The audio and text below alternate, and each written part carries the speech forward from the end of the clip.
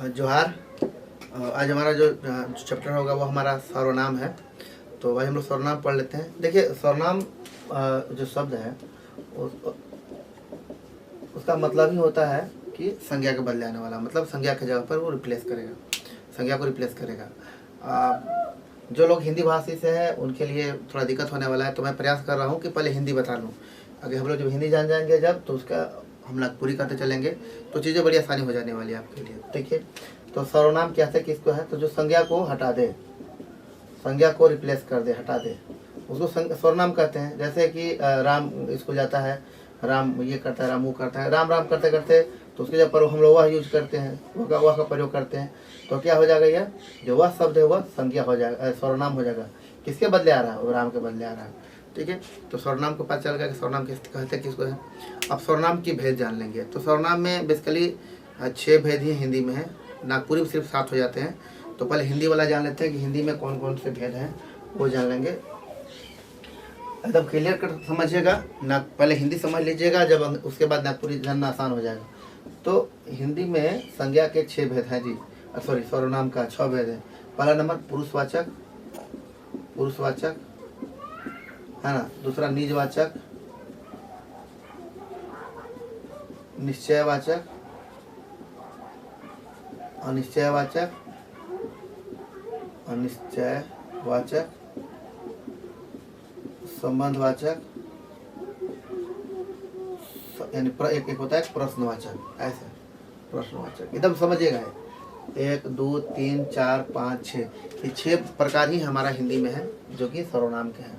पुरुषवाचक संज्ञा का मतलब क्या होता है कि वैसे संज्ञा जिससे पुरुषवाचक सर्वनाम वैसे सर्वनाम को बोलते हैं जिसमें कहने वाला, बोलने सुनने वाला और जिसके बारे में बोला जाए उसकी बोध होता है ना। जैसे मैं कहानी लिख रहा हूँ कि मैंने तुमसे कहा था उसको लाने के लिए, ठीक है।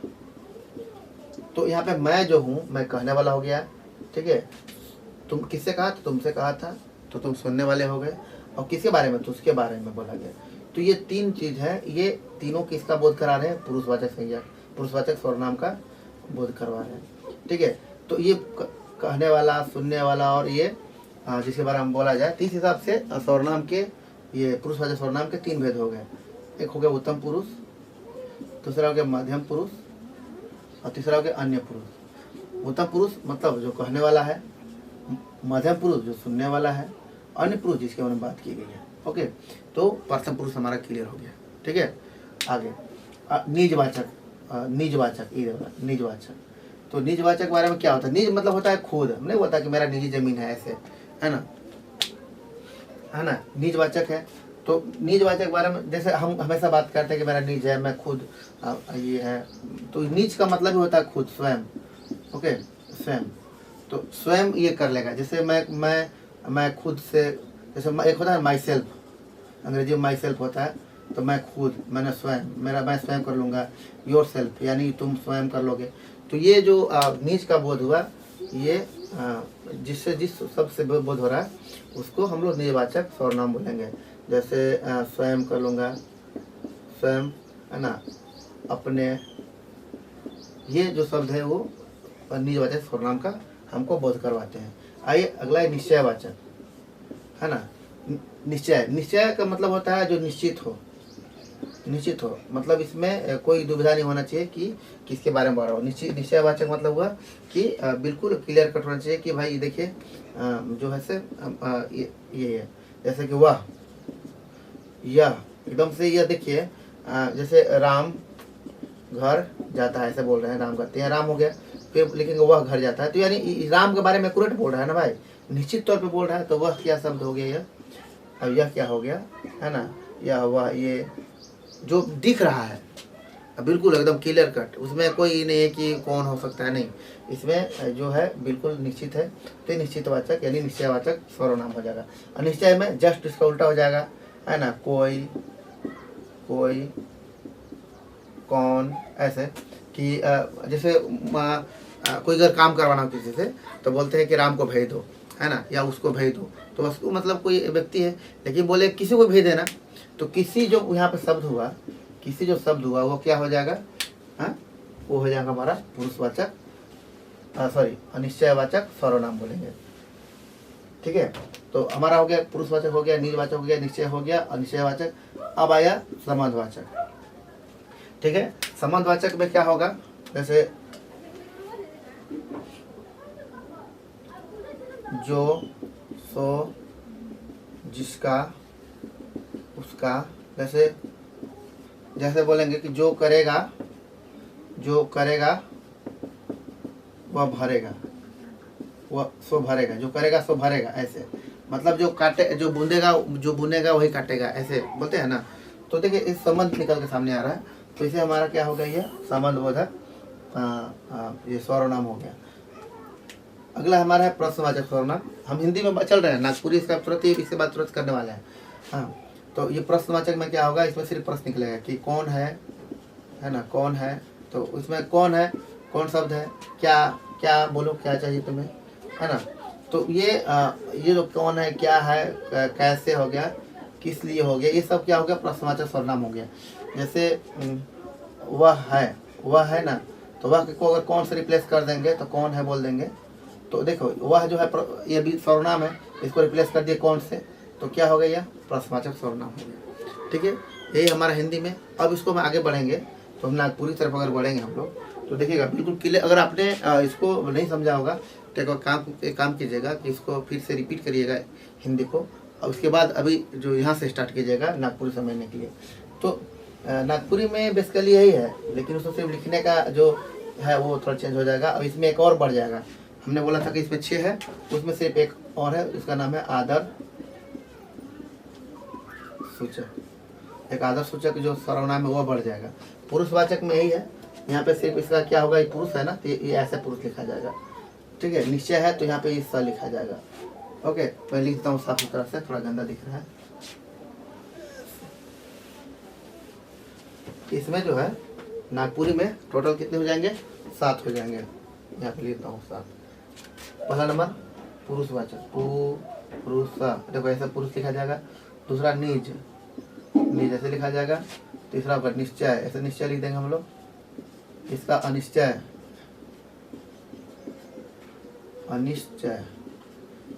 उसके बाद हो गया था संबंध।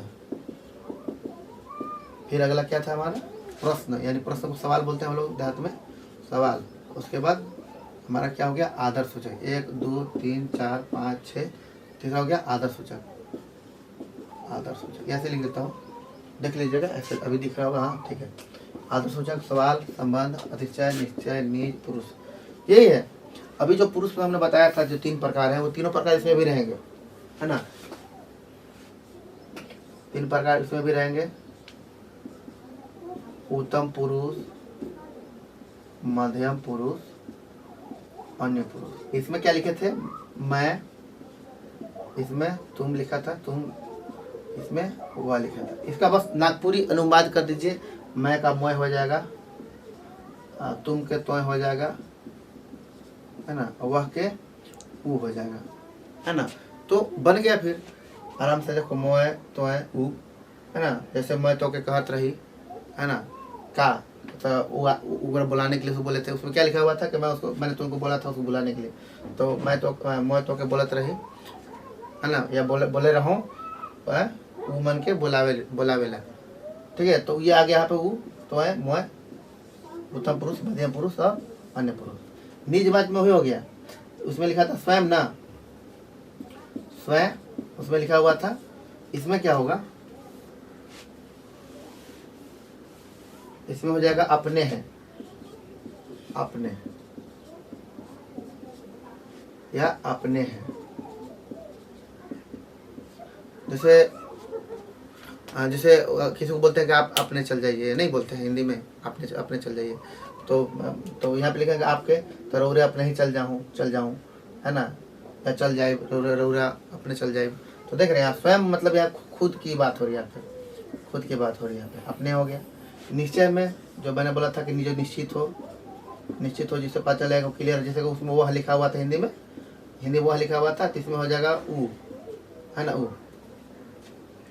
है ना, वो हो जाएगा कि ये क्लियर हो रहा है भाई नहीं? या और ये इधर से नागपुरी चेंज कर देना है। और नीचे में वही होगा जैसे कौन था, उसमें कौन था ना, तो इसमें हो गया, इसमें हो जाएगा कौन, नागपुर में कौन हो जाएगा। कैसे था उसमें तो कैसे हो जाएगा, है ना। जैसे ठीक है, सॉरी ये नहीं होगा, कौन होगा, कौन हो जाएगा, ऐसे हो जाएगा। जैसे और कुछ उदाहरण ले सकते हैं हम लोग, संबंध में चलते हैं, ये वाला में संबंध में जैसे हमने बोले थे जो सो, तो इसमें हो जाएगा जेकर तेकर, जे से, है ना, जेबुनी से काटी, क्या बोलेंगे, जेबुनी से काटी, मतलब जो बुनेगा बोएगा वो काटेगा, है ना। सवाल में आइए, सवाल में आइए, सवाल में जैसे भी मैंने यहाँ बोलने में थोड़ा कंफ्यूज हो गया था। सवाल में होगा जो प्रश्न करेगा, इसमें सवाल में क्या होगा, प्रश्न करेगा, सवाल बोधक में और प्रश्न करेगा, ये है ना। जैसे हिंदी में होता है सवाल में, सवाल जब हिंदी में कीजिएगा तो मुझे बोले कि कब जाना है, तो मुझे कब जाना है ना, कौन आया है, ऐसे बोलते हैं ना, कौन आया। तो कब के हम लोग क्या बोलते हैं नागपुरी में, कखन, है ना। तो कौन है तो यहाँ कौन लिखेगा, यहाँ हिंदी में अगर लिखेंगे कैसे तो यहाँ लिखेगा कैसे, कैसे जाना है नहीं जान रहे हैं, कखन जाना है नहीं जान रहे हैं, कखन जाना है, कखन जाना है नहीं जानते हैं, ऐसे बोलते हैं ना। तो ये नागपुरी हो गया हमारा, ये हो गया हमारा हिंदी। अगला है हमारा है जो एक है बहुत अच्छा वर्ड है, करें अगला पार्ट है जो कि नागपुरी में ही उपयोग होता है, वो है आदर सूचक। तो आदर सूचक में देखिएगा, आदर सूचक में जैसे हिंदी में हम लोग आप बोलते हैं, है ना। जैसे एक होता है तुम और दूसरा होता है आप। तो किसी को अगर हम लोग तुम बोल देते हैं, जो बड़ा है, तो उसको हम लोग डांटने लगता है कि भाई तुम क्या बोल रहा है, तुमको बोलने नहीं आता है। आप जो बड़े लोग उसको आप नहीं, तुम नहीं बोलना चाहिए, आप बोलना चाहिए। तो हिंदी में भी यही है, और सॉरी ये नागपुरी में भी है। आपके लिए रौरा होता है, रौरे मन, रौरा, राउर, है ना, या रउआ बोलते हैं। अब हिंदी में तुमरे, ठीक है, रौरे और तोहरे बोलते हैं, तोहरे या तुमरे या तोहरे, जो भी लिखना है, तोहरे लिखिए अच्छा है, तोहरे, ठीक है, या रौरे, इसको में रौरे बोलेंगे। जैसे रौरा किसको बोलते हैं, जिसको आप बोलते हैं उसको रौरा बोलेंगे, और जिसको आप तुम बोलते हैं उसको तोहरे बोल देंगे। कि रौरे मन के रुक के चाहत रहे, रुक जाऊँ आज भर, ऐसे बोलते हैं हम लोग, गाँव में बोलते हैं, अभी भी बोलते हैं, सब कोई तो बोलता ही है कि रौरा बड़ दाखिल ही, तो रौरा ये सब गलती ना करेगा चाहिए, ऐसे हम लोग बोलते हैं। तो बड़ा लोग को बोलते हैं। और तोहरे बोले कि तोहरे नखो सुहद नखे, है ना। तो इसको हम किसको बोलते हैं, जिसको हम रौरा नहीं बोल सकते, जैसे बराबर एजोला हो गया या छोटा एजोला हो गया, तो उसको हम लोग क्या बोलेंगे, तोहरा। और रौरा बोलेंगे उसको जो बड़ा है, उसका आदर सूचक है, तो आप समझ सकते हैं। तो यही टोटल था सर्वनाम, है ना। नागपुरी का भी सर्वनाम यही था। और इससे पहले हमें भी जस्ट इसी वीडियो में थोड़ा सा पीछे जाइएगा तो हिंदी मिल जाएगा आपको, हिंदी को क्लियर समझ लीजिए, उसके बाद इसको आइए तुलना करेंगे तो डिटेल समझ में आएगा। मैंने जैसा आपको बताया भी था पहले कि हिंदी के साथ आपको जोड़ के दिखाएंगे, ताकि जो लोग हिंदी भाषी हैं उनको आसानी से नागपुरी समझ में आ जाए। तो बहुत बहुत धन्यवाद।